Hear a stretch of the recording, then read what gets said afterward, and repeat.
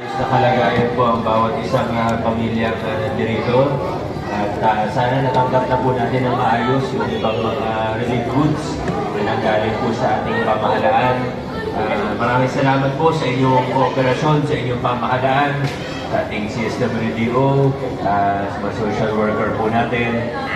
Maraming salamat po sa inyo kasi naging maayos po yung pagpunta niyo dito sa evacuation, yung magtulog niyo po dito sa ating evacuation site hanggang sa pamahagi po ng mga relief goods natin. Bumisita lang po kami ni Konsehal Warren para kamustahin po kayo, tingnan kung okay po dito.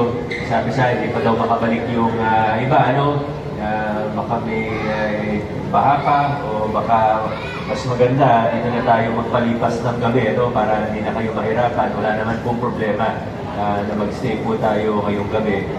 Bukas maaaring uuwi na rin po yung iba sa inyo. Mag-iingat po tayo at tandaan po natin na meron pa tayong rainfall warning. Kaya nagdadasal man tayo, tumaasa tayo na hindi na uulan ng malakas. Ang katotohanan na hindi natin masasabi, hindi naman natin kaya i-predict, hindi naman po tayo mahuhula, hindi natin alam kung ano mangyayari bukas. Kaya manatili lang po tayo handa, dasal tayo, at kung sakali, huwag naman po sana, pero kung sakaling kailanganin pa, pwede kayo magstay sa evacuation site natin. Pero kung gumanda-ganda na naman ng panahon, mas mabuti na rin po ay makauwi na rin tayo. Pagdasal po natin na maging maayos na ang panahon at hindi na lumakas ang ulan. Yun lang po. Maraming salamat po sa inyo. God bless. At po tayo marami.